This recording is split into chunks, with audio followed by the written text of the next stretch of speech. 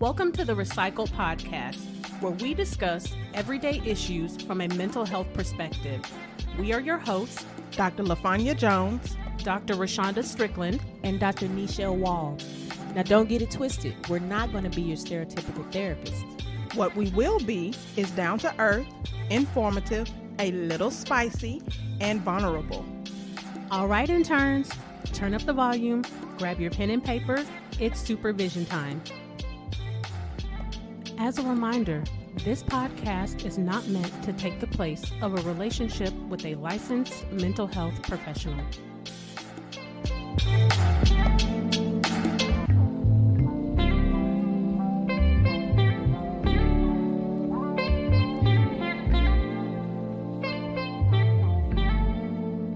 Welcome back to session 37. Use your head.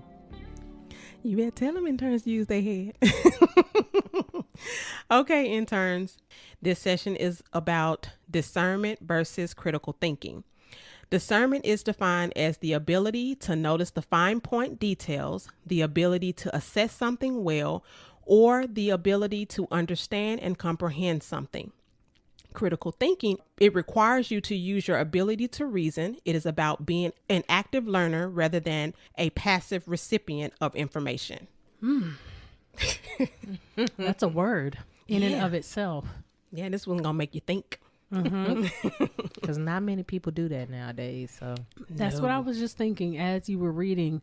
I was like, man, there are so many people, you know, that saying that common sense is not so common. yes. And I thought about people I've come across over my lifetime that it's very clear that you just live life on a hope and a prayer. You don't think about Nathan. No. Just walking around oblivious to everything that's going on. And La la la la la.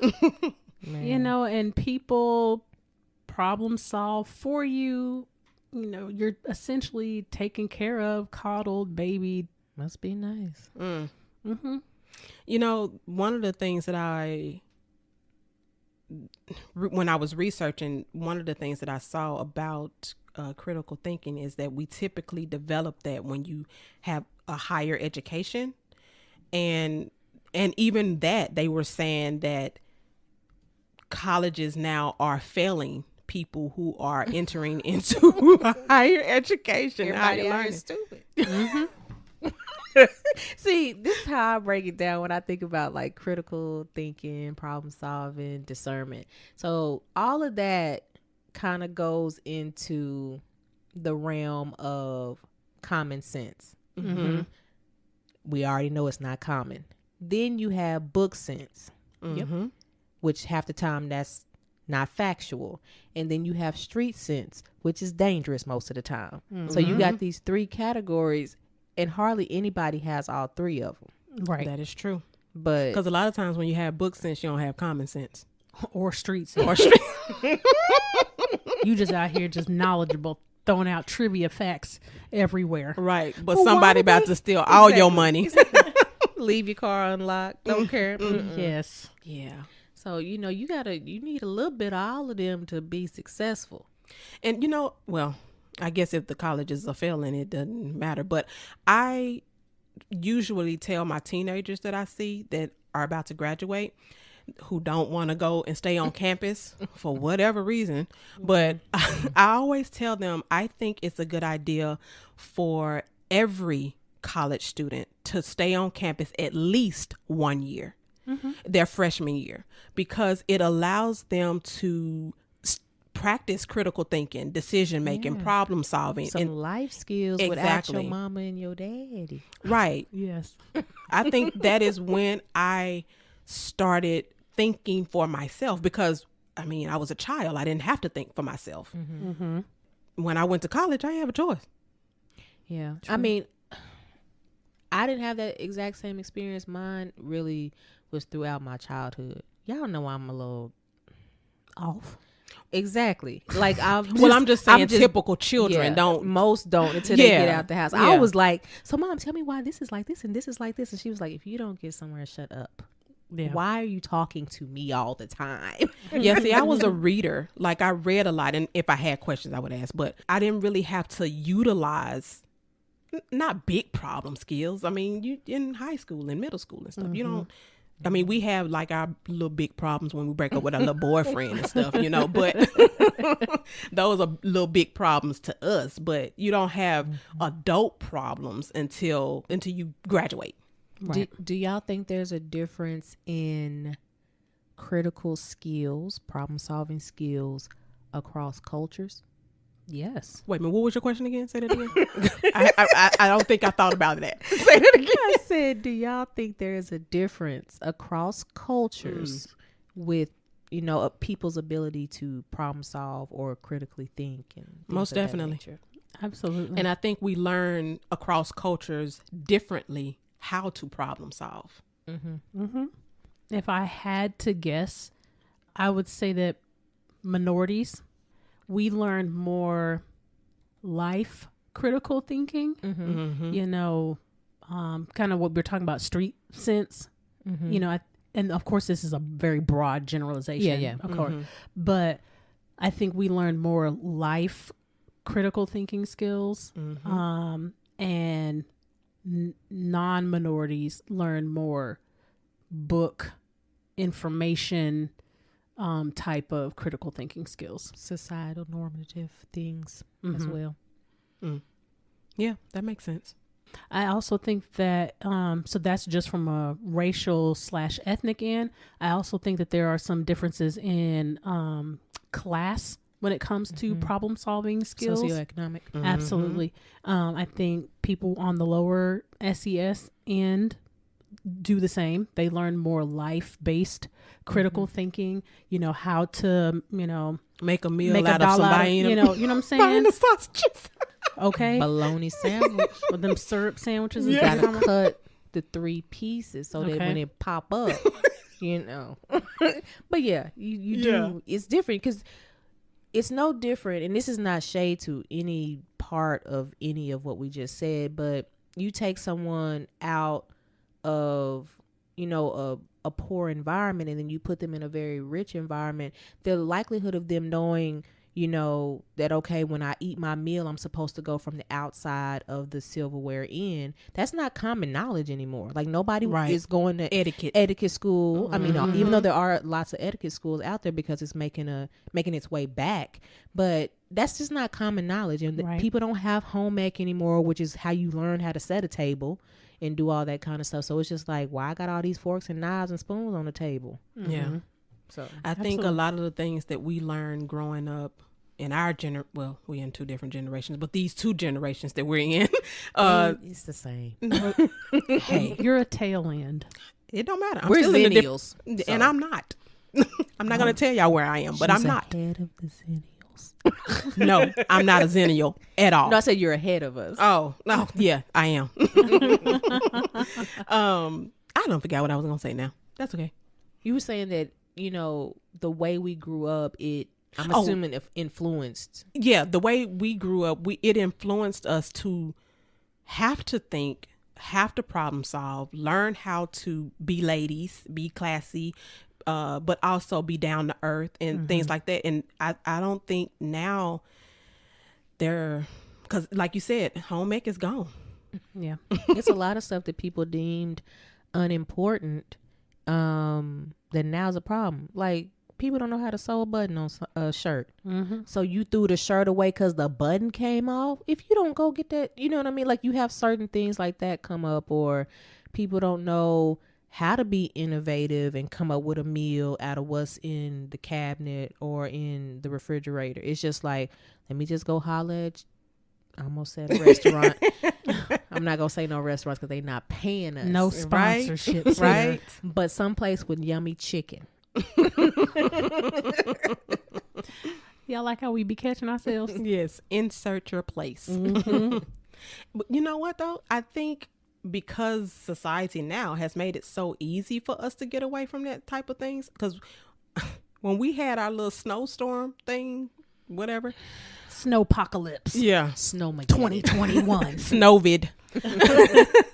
When we had that little experience, me and my me and my significant other went to the store, and y'all know we didn't know what to buy because it was like, well, what we gonna buy without the electricity? I swear I was at the house like, oh, peanut butter and jelly. I was like, we was like tuna fish. I said, oh my God, like everything in my house needs electricity. I was over here like, Girl Scouts, don't fail me now. Y'all know I was just talking about me being a Girl Scout and them Girl Scout cookies. I said, okay, Come through wilderness badge. So I was like, Trish, that's my bestie that we live together. I was like, okay, we need to go get some firewood. We need to go get some lunch meat because it's cold. We put the lunch meat outside. So I'm not worried about that. The bread not going to spoil. But when we go, ain't no lunch meat. Or bread. I said, this is the problem in this capitalistic society. Why are y'all hoarding stuff for 4 days? Yeah.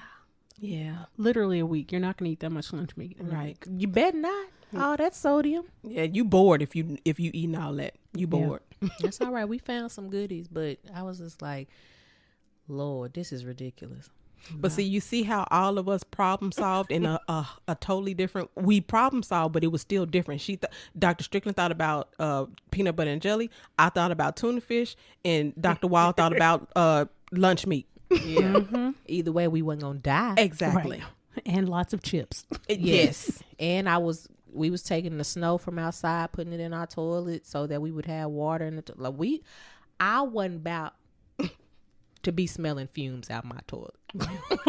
Like that wasn't gonna go that way. Right. Yeah. We had like 7, 8, 9 blankets on each bed. We had a candle that burned the whole night because you only need one candle for at least a little bit of energy. Because at first, y'all remember, I couldn't find no firewood. Mm-hmm. I said, what I'm not gonna do is die. Mm-hmm. Cause then I got to haunt my clients and make sure they stay, they stay together. I ain't got time because they was all like, "Are you okay, Doctor? What? No, are y'all okay? We all in this together. Now don't come over my house or nothing, but we all in this together, right?" But man, yeah, I know. And one of the discussions that Dr. Strickland and I had this morning was the lack of problem solving skills that this current generation has. Described it as something, I can't remember what you said. It was like a loom and gloom. Oh, doom and gloom. Fatalistic. Yes, that's what the word was. Yeah. Break that down for the interns. Oh, we get to have a Psych 101 lesson. Yay. So fatalistic. So from experience and just kind of working with the Gen Z population and just observing, them online. Of course, again, guys, we know this is not all. This is some. Individuals in that generation have a very difficult time seeing past the moment. Yeah. And everything is dire. So if your boyfriend or your girlfriend breaks up with you, insert it's the end of the world and I don't want to be here anymore, or they have a hard time with, you know what I'm saying? Seeing past a moment to be able to have discernment. So this is not necessarily a critical thinking skill per se. I mean, it is critical thinking. Yes. I think it's all of them. Critical thinking, problem solving, and discernment. Yeah, but they definitely have a hard time with discernment here in that this is a moment, not a lifetime that you're experiencing an event. Yeah. And an event is a temporary space in your life and will not stay there. But, this younger generation really seems to have difficulty kind of like it's remembering that it is just a moment. Now, I'm sure, our older generations probably said something very similar about us, that we had, our own issues as well. So, of course, older generations always look on the younger one and, think that they're not capable. Functioning well or something. So, any Gen Zers that we have listening, please understand me as a Zennial. I get it. But I agree with you. I had a client this week, actually, we were going through, it's this one of my clients, I had to pull stuff out because they just be like, I don't know what to say. Yes, you do. You've been coming to me for a minute.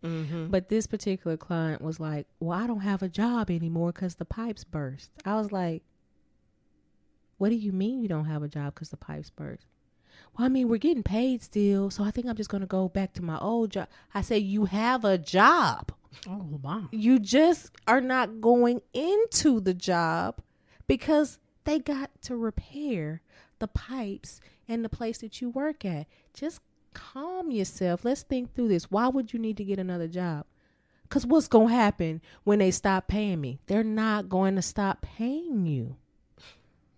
That's not how America works. Mm-hmm. Yeah, I have a teenager as well, and she is a senior and ready to go off to college and things. And so she came in the office and she was all worried about, I need to find another job. I need to become a server at my job that she's currently at.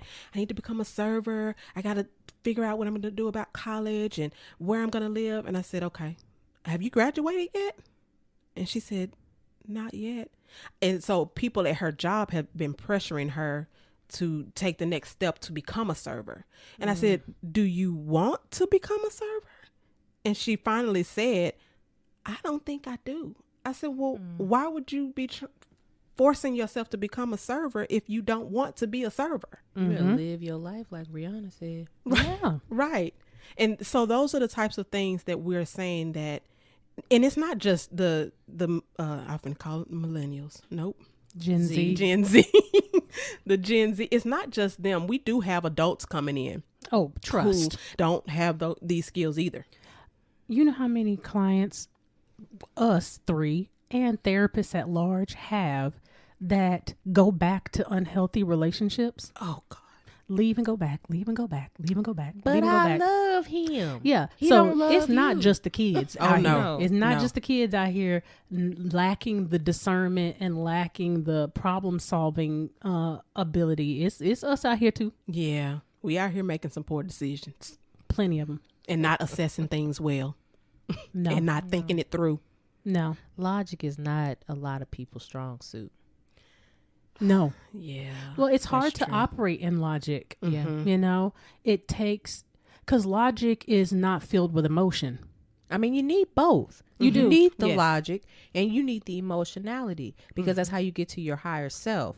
But you can't have one or the other. Because if you operate only from your head, then you're only operating from logic and analysis, and you're leaving out the emotional attachment to it. If you're only operating from your heart, then you miss being able to Reason. You lack discernment. right. Yeah. Exactly. So you You- have to have both. Yeah, you lack the ability to assess Yeah. because you become too trustworthy. You know, you start to overly rely on the trustworthiness, the reliability, the face value of other people. That's one of the, I remember from undergrad when we were going through developmental psych and all of that, and they give you the scenario, what would you do if you were a judge and you had to judge somebody that had to shoplift? Oh, I remember something like that. Yeah. I thought it was the pharmacy thing. They shoplifted. I think ours was like they shoplifted like milk and diapers, something like that. Yeah, mine was like they stole medicine for someone. But something. Yeah. And so a lot of people, I'm not going to say who these people were like, oh, you got to arrest them. They got to go serve time or whatever. And I was like, me and a couple other folks was like, why did they steal it? Because you have to know that. Yes, it's still a crime. They still need to be reprimanded atone or for whatever. it, yeah. But you also need to know, in this particular scenario, this person had no money. They had lost their job. They had been a great employee, but for whatever reason they didn't. COVID happened. We'll just throw that in there. COVID happened, and they had a newborn that they were trying to feed. So it was like all these reasons. Like, yeah, you're not supposed to steal, but things happen when you are backed into a corner. So you fix the problem, but you also give them whatever their, sentencing is. Maybe it's probation or whatever you need to give them. But it's important to be able to think of things outside of, like you said, just the moment, but also being able to have the emotionality, but also have the logic. Yeah. And that's what critical thinking is. A critical thinker asks why. They ask questions. Socratic questioning. Yes. Throwback. You know, Dr. Wall, you were making me, as you were kind of talking through that scenario, I was thinking about how critical thinking and discernment develop across the lifespan. And in that, you know, kind of scenario, I remember when, I can't remember if it was undergrad, or a grad school, but it was one of the two. Anyway, they talk about I can't remember if it was like Kohlberg's morality development or whatnot, but how children are very concrete. You know how you start off very concrete and moral. So given a scenario like that, a young child will say, you go to jail all the time. You lied, or you committed a crime, or whatever it was. Like, they're very black and white when it comes to good justice. Behavior and bad behavior. Yeah, good versus bad. And then as you get older and you start to have abstract thinking, which I think is extremely important when it comes to discernment and critical thinking, if you need to be able to think, you know what I'm saying? Like, to be able to hold information and manipulate it internally. And as you get older, you develop abstract thinking skills, and you're able to pull from different reference points to determine an ideal outcome based off the situation. So we developed that, you know, kind of around like 10-ish, age 10-ish. So then you're talking about the pre-convention, the convention, and that you said Kohlberg, right? Yeah. Okay. I remember what you're talking about. So then my question is, since we already know that critical thinking and discernment develop in childhood, you know, kind of across that part of the lifespan, how do you think we refine it as we become adults? Well, first off, I honestly think kids are stunted when it comes to things like this by adults. Because adults enable a lot. But also they kill the dreamer in their child. So the ability to be like, well, I don't think we should do that to Fluffy. Well, Fluffy, you know what I mean? Like, it's you know, you have both sides. And so if you don't have a parent who is emotionally intelligent, if you don't have a parent who is a critical thinker, I think you end up getting little replicas of what they are experiencing. I do think it's important to allow your kids the freedom to figure stuff out. Now, you can be hovering in the background, but I think you need to let them figure it out. You know, we've all counseled children. Luckily, that's not my life anymore. Mine either. I can't do these Generation Alphas that's coming up. Oh, I can't do them. I done choked one of them. And that's not that's what it's called? Yes. Oh, the babies. Okay, I didn't know that. The babies is the Gen Alpha. Gen Alpha.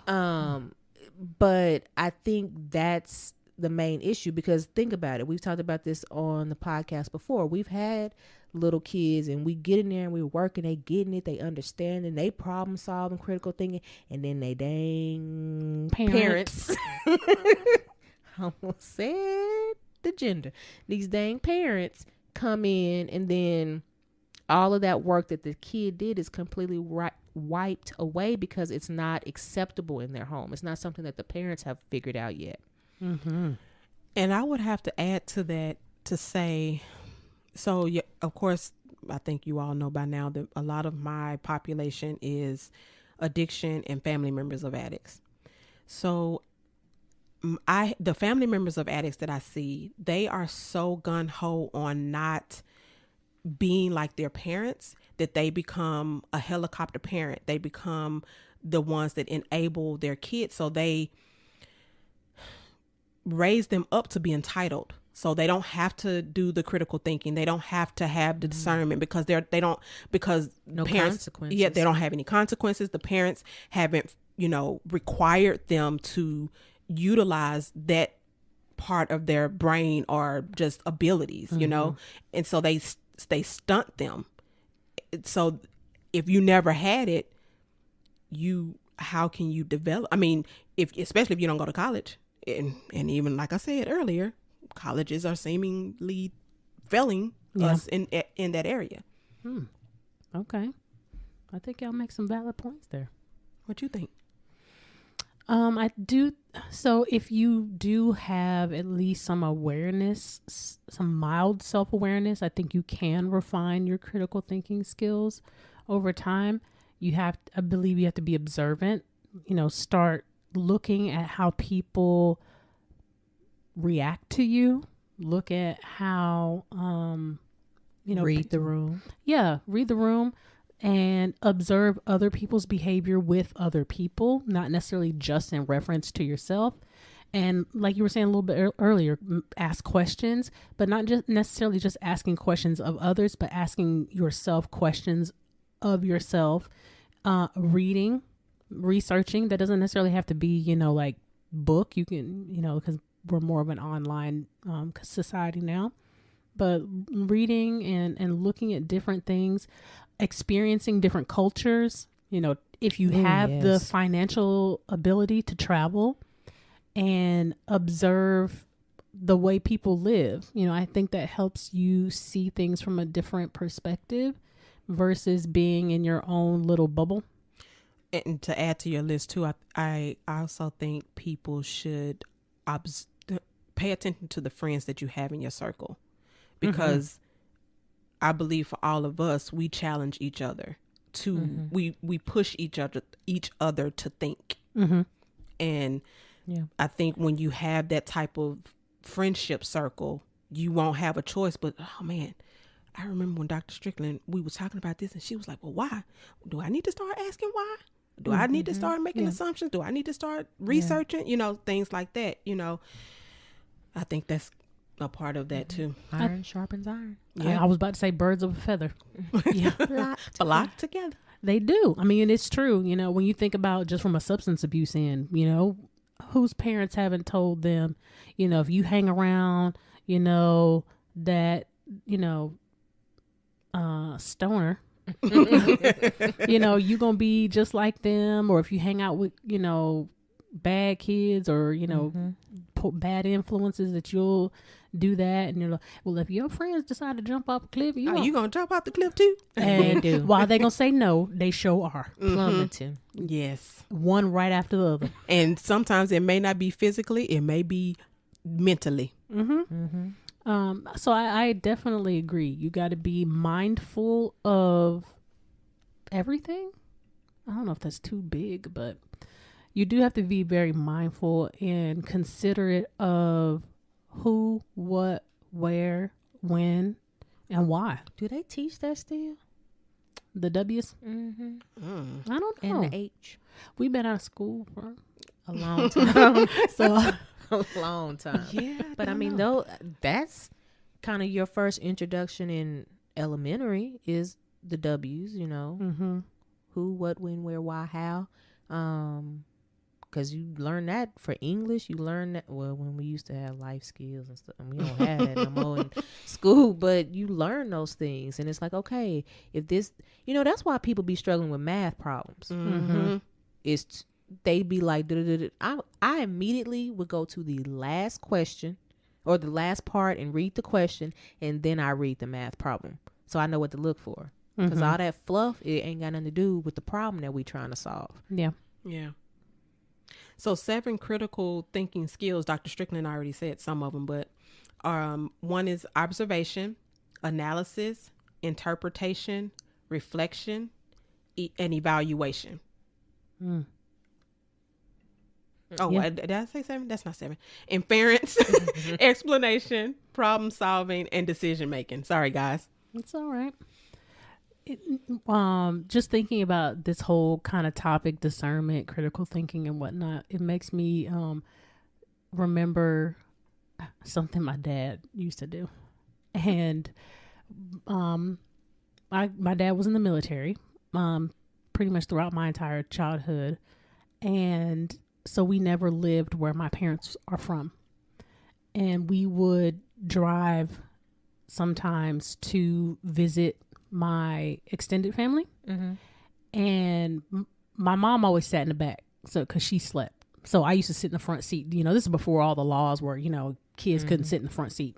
So I used to sit in the front, And of course, this is before GPS and all this stuff. And you're still alive. I'm still alive. You had that maps, didn't you? Yes. So my dad would hand me a map and say, "Where are we?" Yeah, and he would want me to figure out where we were. Like, look at the map, Mile markers. how far do we have to go? And I don't know if he was just doing that to just kind of keep me entertained, or I don't know why his reasoning for doing it, but it does. Thinking back on it, I'm almost 100% sure he was not trying to develop my critical thinking skills, but it did though. Because I'm actually really good with direction. I don't get lost very often. Yeah. I can, if somebody goes, I go to their house, like I know how to get myself back out of the neighborhood. When I moved here, I just was like, oh, I just need to find the highway and I can get back wherever I need to go. So I do think it helped me in later on in life, even though he, kind of inadvertently developed that skill. But, I wonder about how, do parents still do those types of things with their children? Do they just give them something and then say, okay, figure it out? Because that's really, as a young one, that's the kind of stuff that develops your ability to look at a situation from multiple angles. It allows you to fail and ask questions and, and get help. Doing it. It doesn't seem like it. I would definitely agree with you, Dr. Wall, because I had a similar experience to you, except my father, I think he was, well, maybe not purposefully, but he was developing my spatial thinking or reasoning, whichever one, because although he didn't make me use a map, I used to pay attention to how he knew just where to go. And so now that I'm good with directions as well, I remember when I first moved out here, when I first moved out here, I didn't know anyone. The process of getting into a doctoral program is you have to come and have an interview and, do all of these, meeting the professors and stuff. It's an unpaid job. Yes. So when I came out here, I stayed with the lady who was now my friend that recruited me to the school, and she lived in Mesquite, and the school was in Dallas. So while she was, they was figuring things out or whatever, I went to the mall just to kind of pass time and, just kind of look for some jobs. She called me and told me her daughter had gotten sick at school and she was wondering if I could go pick her up. And I was like, okay, sure. So she said, okay, well, call me when you get to the car. I said, okay. I didn't call her when I got to the car. I had made it all the way to the Mesquite. And she called me. She was like, where are you? I said, Mesquite. She said, how did you get there? I was like, I just paid attention to where you went. She was like, what in the world kind of recruiters we got? Yeah. I mean, it makes me wonder, something that I've always heard like old folks say, that each generation gets, I can't remember if it's wiser but dumber. It was something along those lines. And I'm wondering, is that actually true? And the reason I'm saying that is, has technology and the yes, you ain't even got to finish the question. The internet. I'm sorry. Go ahead. The advent of the internet, or the introduction of the internet to the common person, because the internet existed well before us regular civilians got access to it. So once we got access to the internet, has that reduced people's ability to critical think? Because I mean, almost literally anything that you can think of, you have access to at all points in time. Yeah, because think about how when we were growing up, we would have to call someone and ask them for the directions to get to their house. And either we remember it or we would have to write it down. Yeah. Now you just Google whatever and bam. It's there. Yeah. I mean, Zennials/millennials, they say, are the last generations that knew how to do both. Like, we knew how to do things the old way, and we also it took us a second to be able to understand computers and things like that. So we're the generation of that. And you got to think there's been quite a few after us, and that's just, it ain't working out. so well. But like I said earlier, I think it all boils down to parents not giving their kids what they need in order to be able to thrive in society. I mean, they ain't even surviving sometimes. So there's sure not going to be a thrive in there. Mm-hmm. No, I agree with that. I know, because you think about, we had the Encyclopedia Britannica. And like, that's it. That's all the knowledge you're going to get that's contained within them books. And a dictionary. Which of course is not even a portion of the information that you have access to now. Just thinking about just them books on, on a curio cabinet or some sort of, something like, that's it. That was all of our, outside of the library, that was all the access you had to information. One book, I still can't believe the encyclopedia gypped us, because you had to pay like $1,000 for one book. Yeah, we had a set. It was red, no, burgundy. Ours was burgundy. We had a set, the A to Z. We had the burgundy, the red, and we had these cream and green ones. I think ours were cream and burgundy. I think that's what ours was. We like to read. I had my own cabinet of books. Like it, we were nerds in my family, so that was huge. Yeah. I was just sitting here thinking. I was like, man, the internet has definitely changed people's, thinking ability. Because I've even seen like videos and stuff of like kids trying to do their homework, and using Google to complete their homework, and it's like, well, how are you going to learn how to do that? Like, you haven't learned anything. Where's your math work? How do you prove that that's your answer? Yeah. And then they got an app for that now. I know. My thing is always, okay, so if you're going to use it, okay, read it and actually get the information. But it's like, no, I just need to get the right answer. So you don't want to know? You don't want to know. You just want to get an A. And without learning. That's a problem, because you're not retaining anything. So you're just going to get out of school and be dumb. Why? Who goes to school the majority of their life to be stupid? So it ain't no telling if valedictorians and salutatorians are really that, because the internet helped I feel like they probably are. But not now. Because typically they be really going hard for them points. They do, but if you going hard and then the other one's getting an A because they done looked it up on the internet, who knows who is who? Extra credit. That's what pushes them that top 10. Mm-hmm. Wow. I don't even know if we got them no more. She said, forget all y'all. I'm pessimistic. I was like, we've gotten cynical in our old age as we became the aunties now. Okay.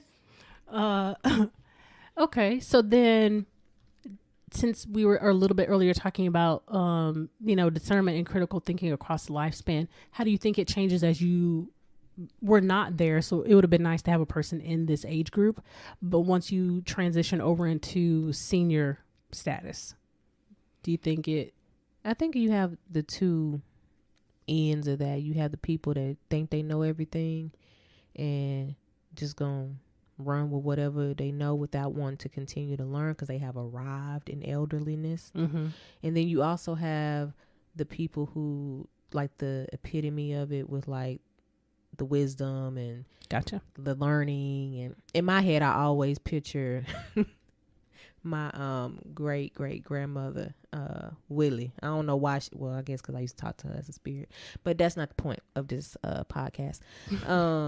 So I always picture her, and I think of like somebody that's wise and gray hair and leading and guiding. That's, you have those two extremes, and I think everybody's family probably has both of those type of elderly people. Yeah. So I think when people become wiser, discernment gets stronger, in my opinion, because they have experienced some things. And, discernment develops if you utilize it correctly.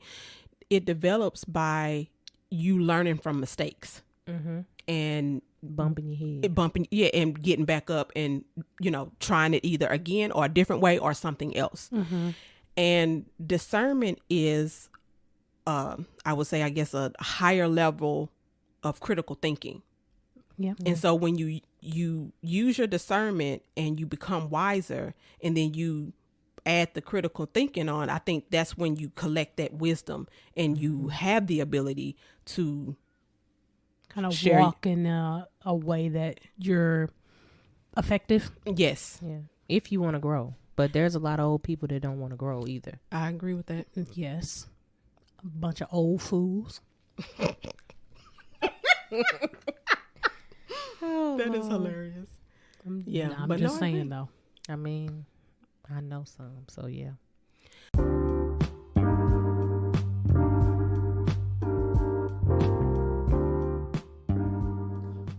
If you haven't heard about Anchor, it's the easiest way to make a podcast. Let me explain.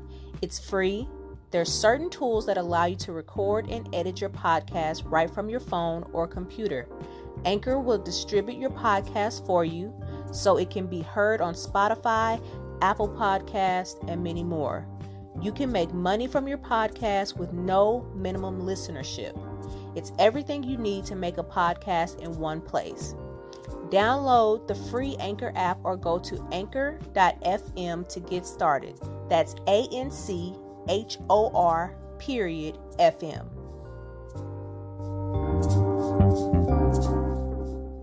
So we always try to give you all some sort of note-taking homework type of steps to take, so that you can practice these things. So some ways that you can develop your critical thinking is for you to think of something that someone has recently told you, and then ask yourself some questions. And I'll go through some of these questions and we can elaborate if we need to. The first question is, who said it? Someone you know, someone in a position of authority or power, or does it matter who told you this? So that's one of the questions to ask yourself. Who said it? Okay. Did y'all want to elaborate on that? Yeah, it makes me kind of think about, I need to go back to my Psych 101. I can't remember what it's called, but you remember we learned about the different types of credibility, like whether you are in a position of power, whether you are like an acquaintance, or whether you are a scientist. Like, your credibility is based off kind of what your status is. I'm gonna have to look that up because I can't remember what it's called off the top of my head, but that puts me in what you're just saying there, makes me think about that when who said it. So if the person that said it has a history of making very poor decisions, why in the world would I follow behind and trust that this person has the ability to understand what I'm talking about, what I'm going through, and can advise me on that thing appropriately? And I would even say that I definitely agree with you. And I also think that even for me, even when someone with credibility does say it, I still would like to research it. Because and I'll use the example of pastors. When I go to church, and of course, they read a scripture or whatever, and they give their interpretation, because that's what their sermon is about, is their interpretation of what God gave them. I still want to understand that scripture for myself, because God may say something different to me, because the way he said it to the pastor may not be what he's meaning for it to be for me. And so I also, even if, because a pastor does have some clout, so I still would like to research it on my own. Yeah, which is very important in faith. I grew up with my grandfather raising us, don't go to a church that they don't give you book, chapter, and verse. Where you getting this information from? Almost definitely. They don't give no scripture. You're not going to cite the source? Yeah, no, I'm not doing that. You're plagiarizing. So you definitely need that. And then you need to learn, I know I'm going on a tangent, but then you need to learn how to read whatever your book of your faith is contextually. Don't just be picking scriptures out of it. Like, what were they talking about at the time? Yeah, read the chapter, not just the scripture, because sometimes we just read the scripture and have a misinterpretation. You have to read what's before and after the scripture. I think that's still relevant when it comes to critical thinking and discernment. Yeah. So it wasn't too far off of a tangent. Yeah. So the next one is, what did they say? Did they give facts or opinions? Did they provide all the facts? Did they leave anything out? It makes I me should see Dr. Strickland eyes. it makes me think of when you're in speech and you have to do your, I can't remember what type of speech it is, but we're just going to say your descriptive speech where you have to like tell somebody how to make something. Oh yeah. And so I was thinking about how a lot of times you get the peanut butter and jelly thing. I was just about And to say people be that. like, so you going to take the bread. Where I'm going to get the bread from? What I'm going to do with it? Like, you got to tell me I got to go get the bag of bread.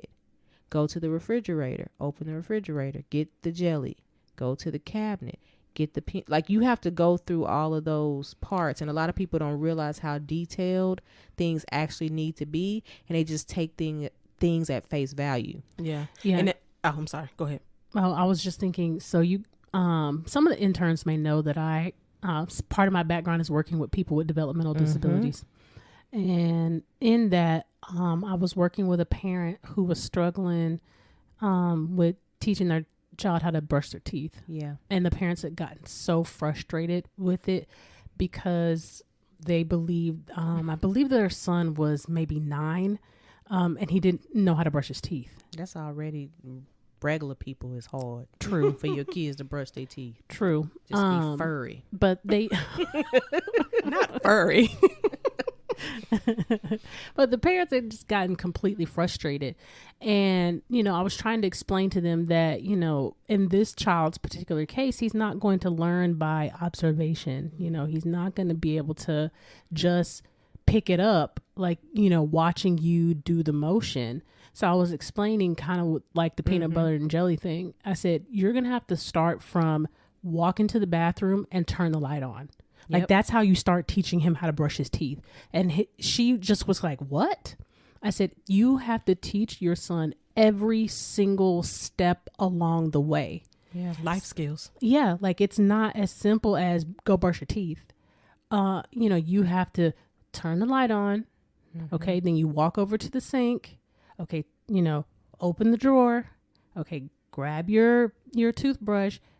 Grab the toothpaste or grab the toothpaste. Okay, let's take the top off. Like, every single step. And she was like, what? I said, that's just the start. We haven't even gotten to the point where you're actually putting the brush in your mouth. Yeah. And I said, you may have to start with he just learns how to brush literally one side of his teeth. And then you take over and brush the rest. And then as he's developed the skill to brush that one side, now you start teaching him side 1 and side 2. And, she was really appreciative because she was like, I really didn't know that my child needed that much guidance. And I was trying to explain to her, like, for a child with developmental issues, it's not that he can't learn. Now, of course, you have some very low end individuals that are severe. profoundly, not going to be able to do certain things. But in his particular case, it was like, yes, he can learn this skill, but you are going to have to take your time and teach him throughout the entirety of that thing. And so when we're talking, kind of keeping it in reference with what you were saying, not having the energy to do all of that and not necessarily thinking and taking for granted that you have developed something and you have the knowledge base for something so that other people should too. Yeah. That's why it's so important to be considerate of others. People who have had a stroke or people who have other things. Like, I know something, like I'm getting myself prepared for this, but I know it's going to be very difficult for me when I have my kids. And when they come in there and they try to give me a lactation specialist, I know I'm probably going to bust out in tears because I don't get to do that. And because if they're not paying attention to my chart, they know that I no longer have real breast anymore. So you know what I mean? Like, there's so many things that you got to use your critical thinking, because if you don't, it impacts other people. And you know what? A more common diagnosis that we used to see a lot in children is ADHD. And I remember when I used to work with parents with children with ADHD, I used to tell them, like, you are going to have to be very specific in what you want them to do. And with children with ADHD, even adults, you can't give them too many tasks at one time. You sure can't. You have to probably give them, well, you have to see what they can handle. But I would say maybe 4 or 5, if that many. Shoot, that's a lot. Because if you just thinking maybe 2. 1 or 2. Right. That's what I'm saying. It depends on the kid. Because Close the door and put your coat away. Right. And because you can't just say, go clean your room, because they are going to find everything else to do. Squirrel. Yes. It's shiny and flashing. You literally have to go in there and tell them, pick those clothes up, pick those pants up, those pants right there. Now hang them up. You know what I mean? You really just have to give them step by step. So that is definitely a critical skill that you have to learn to be able to teach other people. Yeah. Yes. For our parent interns, it's important that you pay attention to the child that you have and not the way you want to do something. Oh, and not the way you were raised either. Yeah, because sometimes the kid that you have is not going to be able to do things the way that you would like them to do. And it really doesn't matter how it's done, long as it's done. Mm-hmm. Yep. Yeah, we get a lot of parents that teach their children how to be anxious. Oh God, yes. It's like, you made this. Yeah. It's your fault. But we digress. Yes. Okay. So the next one is, where did they say it? Was it in public or in private? Did other people have a chance to respond and provide an alternative account or decision? I think that one's self-explanatory. Yeah. I agree. The next one, when did they say it? Was it before, during, or after an important event? Is timing important? I think it can be, depending upon the necessity, and depending upon the situation. If it's something that requires, so I'm trying to think of a situation where I would need somebody to be critical quickly.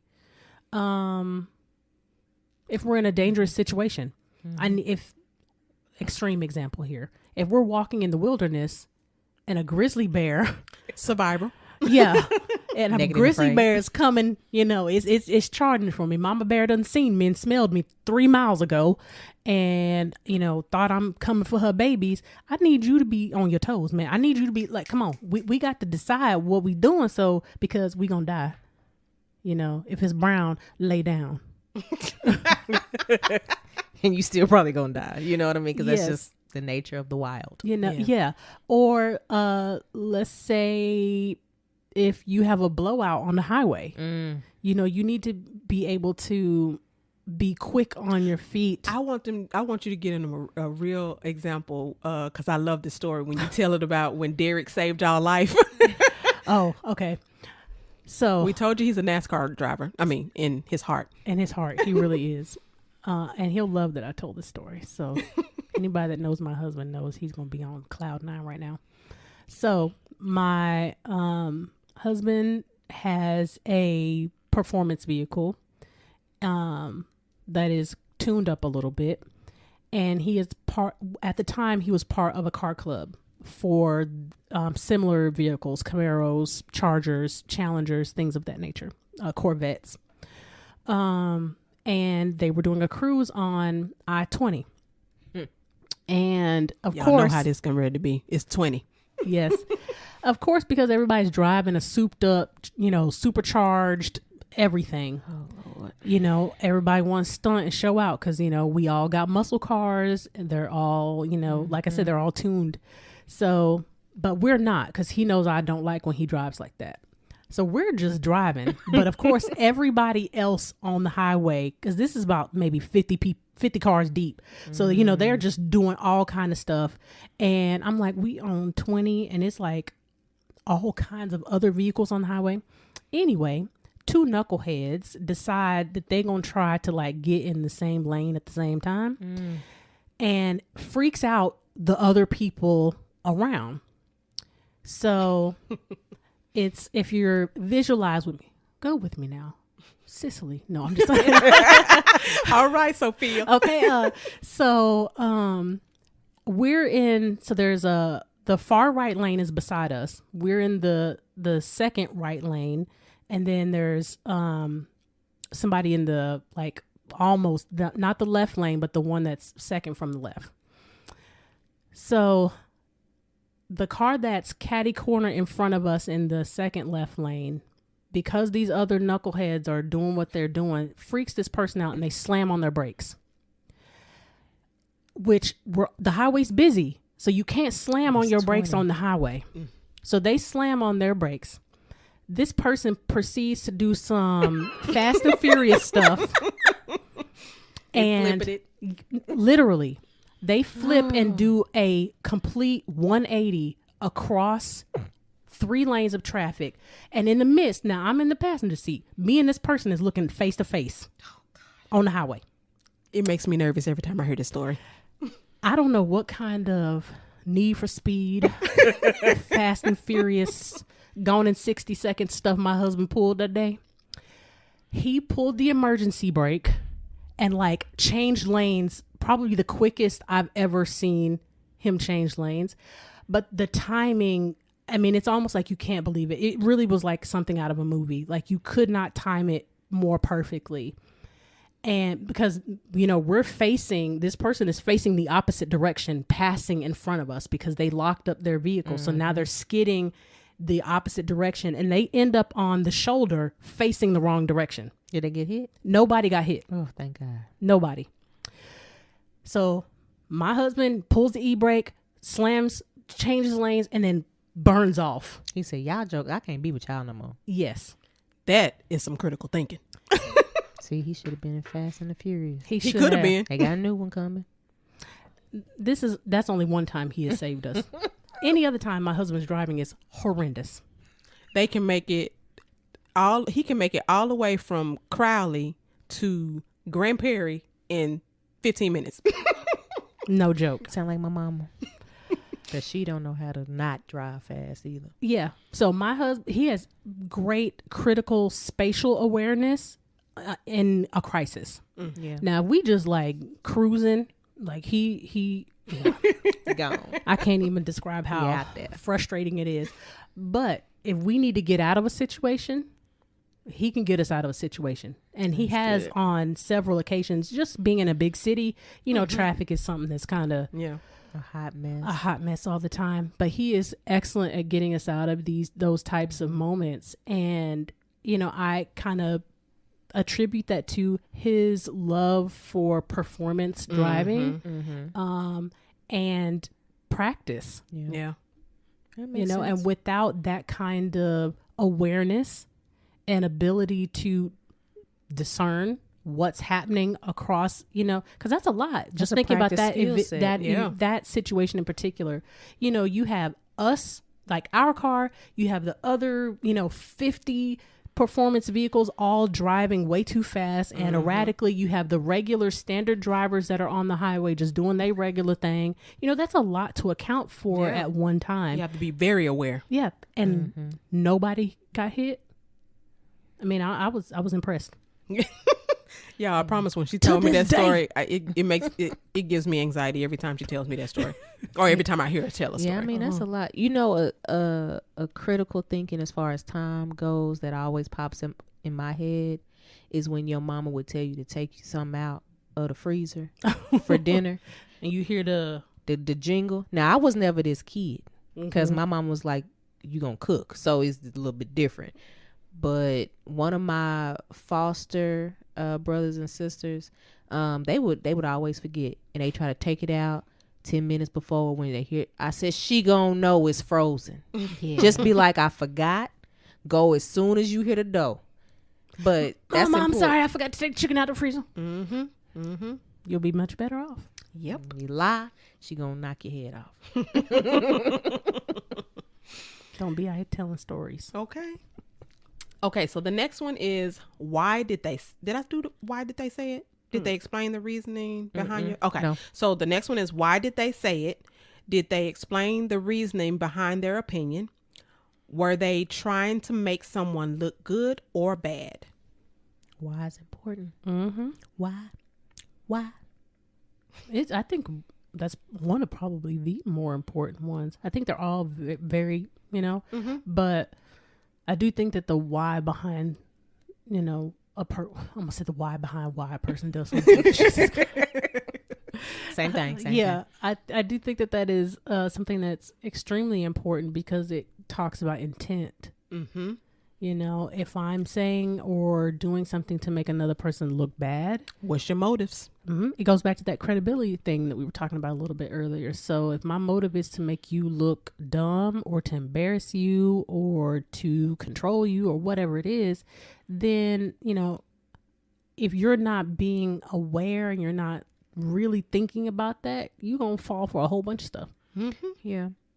A great way to think about critical thinking, discernment, problem solving is all of because I'm a nerd, a bookworm, is to think of like these make-believe societies like the Fae realm. Mm-hmm. They are tricksters. They're very like cunning, very critical. Or think of the Volturi and Twilight or whatever. Like you got to be able to play the game in order to get out. Yeah. And that, I'm not saying we need to be out here playing games, but I'm saying utilize those very vivid visual examples to be like, dang, is my critical thinking on par, even though these are make-believe characters? Right. Allegedly, make sure that you kind of start thinking about things like that, because a lot of time art imitates life. Oh, for sure. Yeah. And the people in those type of scenarios that don't make it are the people who have no critical skills. Mm-hmm. Critical Absolutely. thinking skills. Excuse me. Do you think that people are aware that they even have critical thinking skills? I think some people know, but I think the majority of people, yes. But I think people get comfortable and they're just like, oh, I got it. You don't. You're failing in your life. Yes. I agree with that 100%. I think some people have no idea, and I agree. I think some people are probably, I think there's like Goldilocks and the Three Bears. Some know, some yes, and some are pompous or like, too high with it. They're not in the just right. Yeah. Okay. How did they say it? Were they happy or sad, angry or indifferent? Did they write it or say it? Could you understand what was said? I think that's on par with the why. Yeah. Because if you're using a bunch of mumbo jumbo or like technical jargon and lingo that, the other person doesn't, can't understand because it's not your industry, it doesn't give them the ability to really consider what you're saying or what you're asking or instructing. And it then in turn can make them look inept or, just a variety of things. So I think how you communicate and how you listen is also just as important as the why. That remind me of when we have clients that come in and be talking all that psychobabble.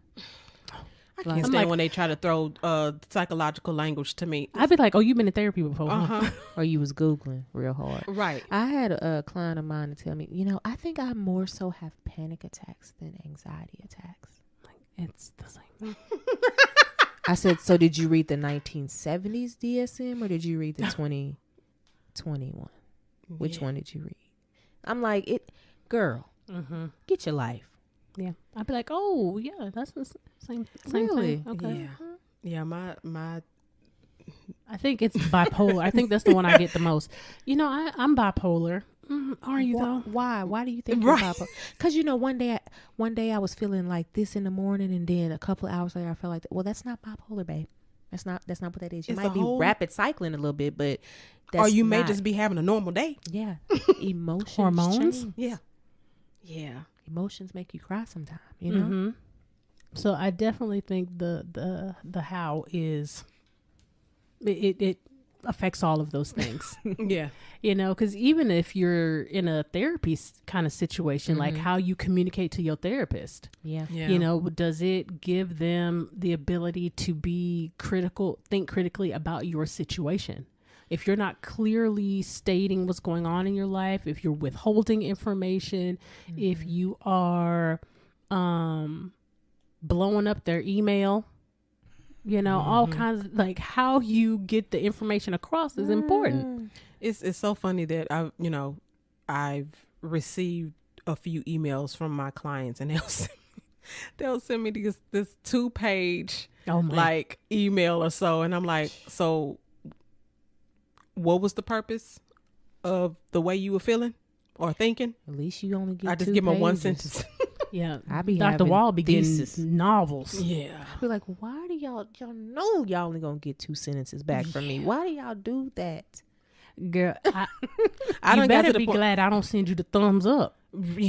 I tell my clients in a minute, if you email me, I'll read it and see if I need to respond, and I might respond, but if I don't need to respond, then I won't. Yeah. Yeah, sometimes it just be too much. And I know they need comfort, but comfort yourself. You know what I mean? That's what we teaching you. I'm here as your support. I'm here as your mirror. I'm here as your accountability person. I'm going to educate you on whatever things that you feel like, hey, I need to improve on this, but I'm not going to coddle you. Sometimes things are not going to feel good. Sometimes things are going to feel great. And all of that is okay. Absolutely. Man, critical thinking and discernment. Look at that. What do y'all, before we wrap it up, what do y'all think has been the most difficult part of your journey with discernment or problem solving or critical thinking skills? I would say my difficulties are different based off different phases in my life. Okay.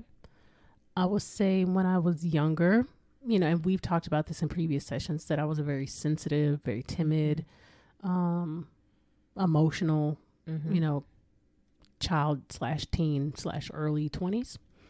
So I think my desire for people to like me and my desire to not offend and just kind of be what people wanted me to be did not give me the best setup to really think about what was going on around me and to really make decisions for myself, just allowing other people to make decisions for me and just kind of rolling with it. Gotcha. I would say in my current state, I think now it's more of a self-doubt can interfere with my ability to really break down a situation sometimes, you know, kind of maybe paralyzes some, that analysis paralysis kind of thing. And so it may be more overthinking because I just get kind of stuck in that kind of stuff like that. So if I had to say for now, I would think that would be my biggest drawback for critical thinking now. And I would have to say mine is connected with my spiritual walk because because I grew up, I was raised in a church. So I know I had a very black and white thinking pattern based on sin and not sin, of course. And I'm not saying that I was perfect, but still, you know, when you grow up in the church and you learn about what's right and wrong and what the Bible says and things like that, you know, you start thinking a particular way. And I believe as I got older, I started having more of an open mind, black, gray, and white, you know. Grayscale. Mine has been a constant spiritual thing. And I would say now, I would have to agree, it would be self-doubt. Mainly because of my spiritual gifts, they weren't taken care of. Gotcha. And so now I'm having to teach myself. You're having to accept new knowledge. Yeah, there you go. Yeah, because I was trying to figure out how to say it in a way that, you know, somebody listen, you know. Yes. But look at that. You let her use her critical thinking skills and help me. and help you. Yes. That's what friends are for. Exactly. Yeah, the good times. Uh-huh. The bad times. What about you, Dr. Wall? Mine would have to be along the lines of what I was saying earlier about my childhood. I am an intuitive. I've always been an intuitive. So,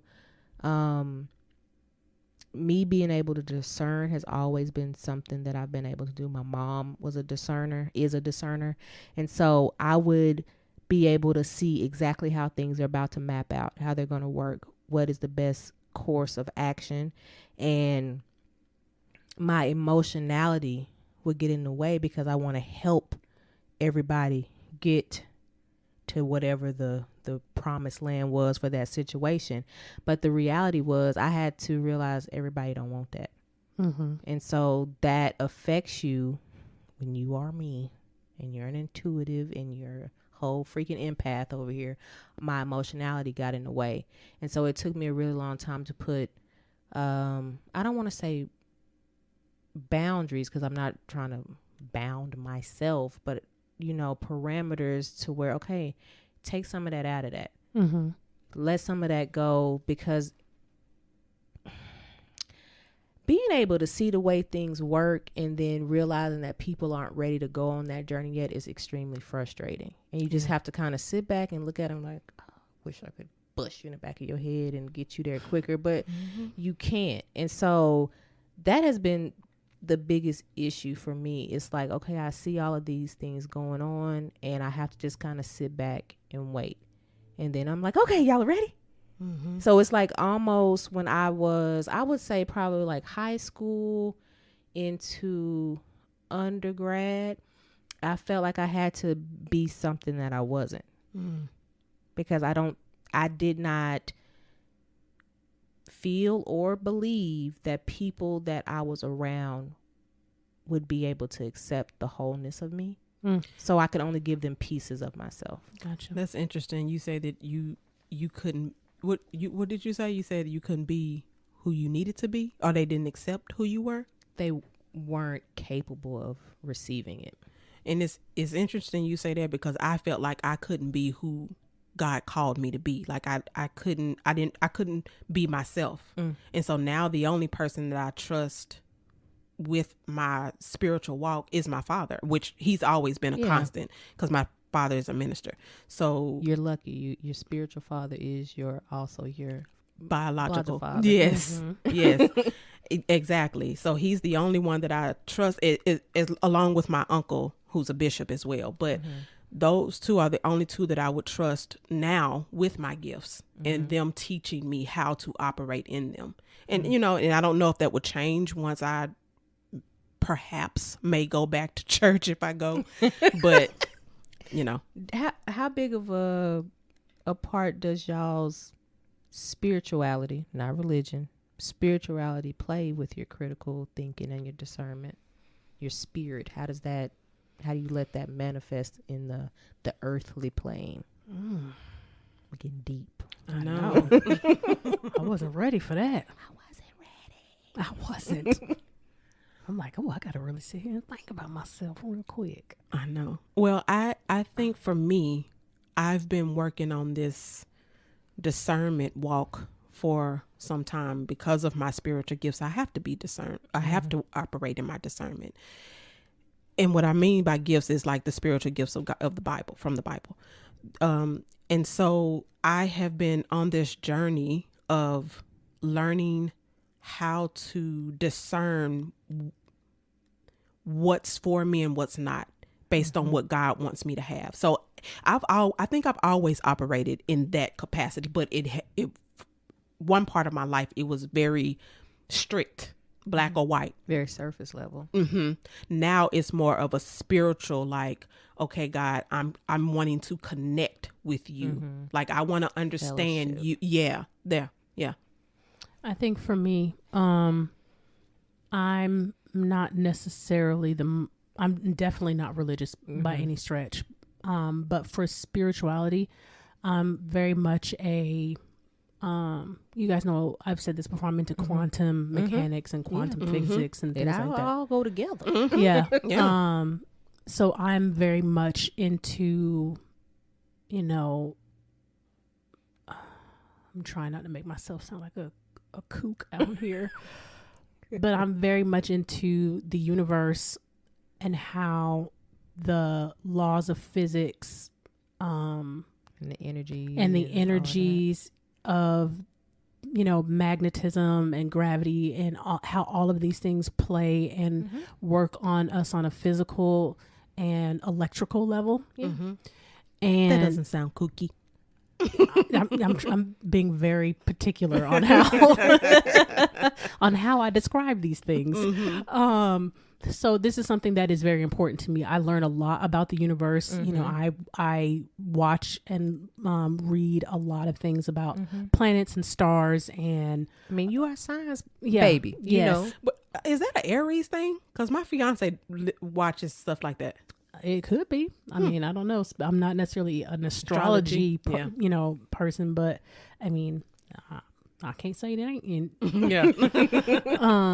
But you know, I really love that type of information. So for me, how that has helped me in being discerning is it has helped me learn how my energy radiates and affects the people around me. You know, that, you know, with a glance, with a look, with a head nod, or, you know, what my face is doing, what my body is doing, you know, my energy and what I'm putting out, you know, other people will suck that up and it will affect them. So I think learning more about how those things in a bigger macro scale, how those things affect one another.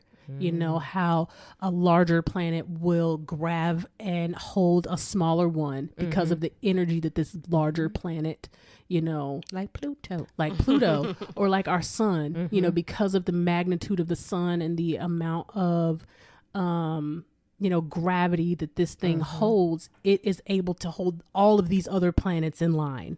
You know, so just thinking about us as individuals with my energy, my magnetism, and my abilities, you know, how I affect the world around me. Yeah. Side note, did y'all know, science nerd, that we traveling through space? Yes, it's expanding even faster. How they gonna lie to us all these years talking about we've been sitting in one space One traveling around the sun, yeah. and we traveling through. I Yeah. said, Yeah.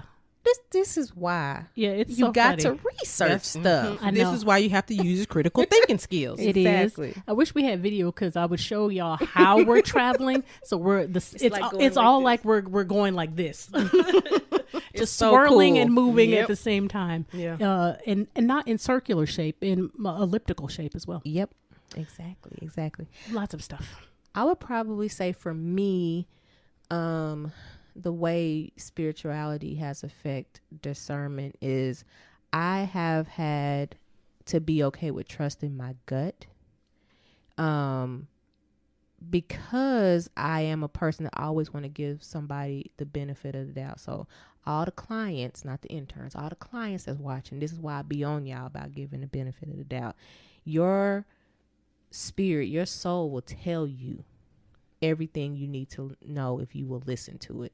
And I feel like because we live in a society that doesn't really do that, we live in a society that's very religious but not very tied to spirit at all. And so we're not connected to the source anymore. And so it makes it very difficult for us to be able to discern. And that's why it kind of gets into that very just logical and, well, this is what this does. And this is what, instead of it being discernment. So kind of like what we were talking about when you have happy, but the ultimate level of happiness is actually bliss. Yeah. So discernment is bliss.